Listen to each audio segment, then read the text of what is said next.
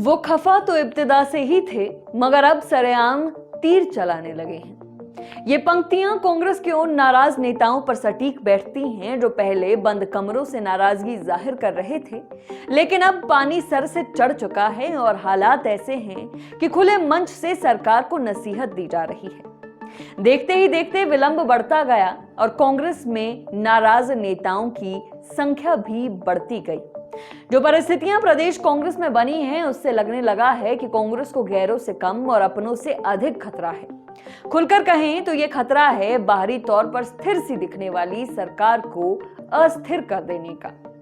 कांग्रेस रूठों को मनाने में नाकाम है और भाजपा घात लगाए बैठी है। सूत्रों की माने तो भाजपा मिशन लोटस के लिए पूरी तरह तैयार है और सही मौके का इंतजार कर रही है। इंतजार है कि कब इन नेताओं की अंतिम आस टूटे और खेल हो जाए। हालांकि संख्या बल के लिहाज से देखें तो ये इतना आसान नहीं है, मगर असंभव भी कहां है। पर सीएम सुक्खू की राजनीतिक महारत को हल्के में लेना भी गैर मुनासिब होगा। जो राजनीतिक माहिर सुक्खू की राजनीति को जानते समझते हैं, वो कांग्रेस में बड़ा बदलाव तो देखते हैं, लेकिन सरकार महफूज मान रही है। उधर जो नाराज बैठे हैं वो इंतजार कर थक गए हैं और अब कहने लगे हैं कि अब जो होगा वो आने वाला वक्त ही तय करेगा। क्या होगा और क्या नहीं ये तो वक्त ही बताएगा, मगर प्रदेश कांग्रेस की दशा और दिशा किस ओर आगे बढ़ रही है, इस पर विस्तार से चर्चा करते हैं। नमस्कार, मैं नेहा धीमान और आप देख रहे हैं फर्स्ट वर्डिक्ट मीडिया। शुरुआत ताजा घटनाक्रम से करते हैं। विधानसभा का बजट सेशन चल रहा है और कांग्रेस के वरिष्ठ नेता राजेंद्र राणा और सुधीर शर्मा दोनों की ही नाराजगी साफ तौर पर देखने को मिल रही है। ये दोनों ही बार बार सरकार में सियासी संग्राम या महाभारत छिड़ने जैसे संकेत देते रहे हैं। दोनों मंत्री पद न मिलने से नाराज है, मगर अब इतने लंबे इंतजार के बाद कहने लगे हैं कि मंत्री पद उन्हें चाहिए ही नहीं। दोनों ही सरकार को समय समय पर अधूरे वादे और अधूरी गारंटियां भी याद करा रहे हैं और दोनों ही लोकसभा चुनाव लड़ने से भी इनकार कर चुके हैं।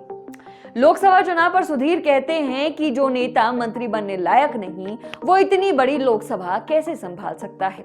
तो राणा कहते हैं कि लोकसभा चुनाव कोई मजाक नहीं कि 1 महीने पहले कह दें और चुनाव लड़ लिया जाए। 17 विधानसभा क्षेत्र नापने में समय भी तो लगता है। सेशन के दौरान ये दोनों ही नेता जेओएआईटी के अभ्यर्थियों से भी मिलने पहुंचे। राजेंद्र राणा का आज एक फेसबुक पोस्ट भी सामने आया है, जिसमें उन्होंने सरकार को बहुत कुछ याद कराया है। राणा ने लिखा, राजधर्म तो निभाना होगा, युवाओं को आगे लाना होगा, किए थे वादे जो जनता से, अपनी उस जनता का कर्ज चुकाना होगा। ये पहली दफा नहीं है जब राणा ने सरकार को चेताया है। इससे पहले भी राणा कभी पत्र के माध्यम से तो कभी मीडिया के माध्यम से सरकार को अधूरे वादे याद करवाते रहे हैं। वैसे इस पंक्ति में एक और नाम भी शामिल है। ये नाम है कांग्रेस के पूर्व प्रदेश अध्यक्ष कुलदीप सिंह राठौड़ का। जब विपक्ष में थे तो राठौड़ प्रदेश अध्यक्ष थे, सत्ता में आए तो सरकार में राठौड़ को भी कुछ नहीं मिला।